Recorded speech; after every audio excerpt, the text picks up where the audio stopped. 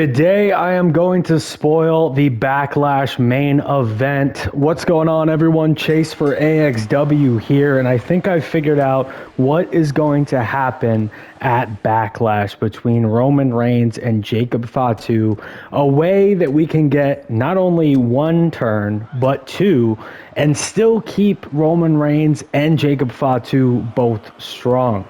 Now, I've been doing a lot of thinking, I've been watching a lot of the programming, and something that I'm really noticing is the Usos' involvement between Jacob Fatu and Roman Reigns' storyline so far.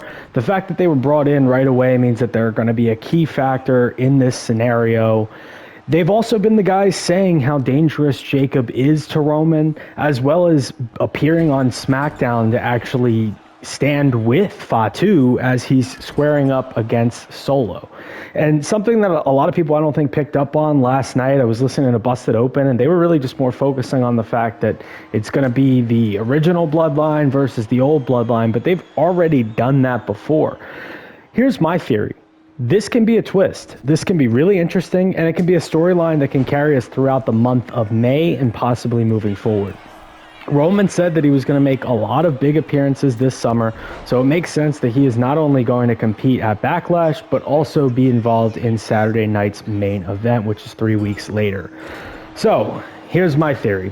The Usos are going to turn on Roman Reigns and align with Jacob Fatu. Now, some evidence that's going to back this up is the fact that the Usos were not out and about when Jacob attacked Reigns on Monday. They were nowhere to be found when Reigns was getting the claw grip on his neck, and they were involved earlier in the promo where they said family first, and it wasn't until Reigns that said the first family.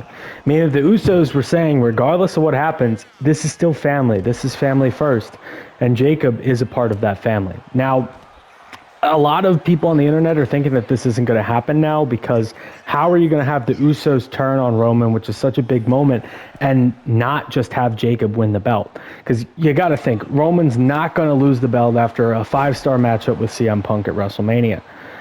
Here's the thing, though. You could still have the Usos turn on Reigns, it be an impactful moment, Jacob look good, and Roman still holding the belt. And this is how you do it. So after a phenomenal matchup with Jacob and Roman, you have points where Roman feels bad for putting him down. Jacob fires back. Jacob is about to win. Boom, ref bump. Ref goes down. It's looking like Roman is done. Jacob is going to win. The Usos need to come out to save Roman, typical of what used to happen in the Bloodline storylines. But instead, they turn and do a double super kick to Reigns. Now, while they're doing this, Fatu's firing up. The crowd looks like it's going to be all over. And then Fatu hits his finish. Referee gets up, counts the 1, 2, and out of nowhere, Solo Sikoa actually turns as well, joining Reigns, and pulls the referee out. Now, it's been long overdue for Solo to kind of get involved in a bigger storyline. He's been in the battle with the Wyatt Six for 6 months, and they invested a lot in him early on in his career. So it would be really weird for them not to involve him in this scenario. Now, here's the key thing with that. You can have everyone go down, and then Roman still hits the spear, 1, 2, 3, retains the championship, but you've clearly shown now that there is a divide in the bloodline, and there's a new bloodline formed, where it's a little bit of a shakeup from what they did last time, because now, instead of the Usos aligning with Reigns and Solo with Fatu, it's going to be the Usos with Fatu and Solo with Reigns. And Tama Tonga could also join this when he gets healthy. I hear that he's injured right now. And here's my thing. Why don't we use this to set up a big 3-on-3 matchup as the main event for Saturday night's main event later in May? That way, you can then have the Usos and Jacob Fatu actually pick up a win, which elevates all of them back to prosperity. And you can see some tension then draw between Roman and Solo, potentially leading to a match between them, or the original plan for the summer was to see Gunther get inserted into the storylines for the European tours.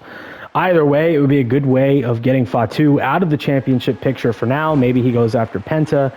Maybe he gets into a feud with CM Punk. That could be really interesting to keep Punk held over in the time being. But there's a lot that can happen in this storyline. There's a lot that can happen. I'm interested to hear what you guys think, but I think that this is a great way to have everyone look strong. You have multiple changes, and you have a new Bloodline storyline that isn't just a repetition of the last one. So let me know what you guys think. This is what I think is going to happen at Backlash. Like this video, subscribe for more, and I'll see y'all later. Peace.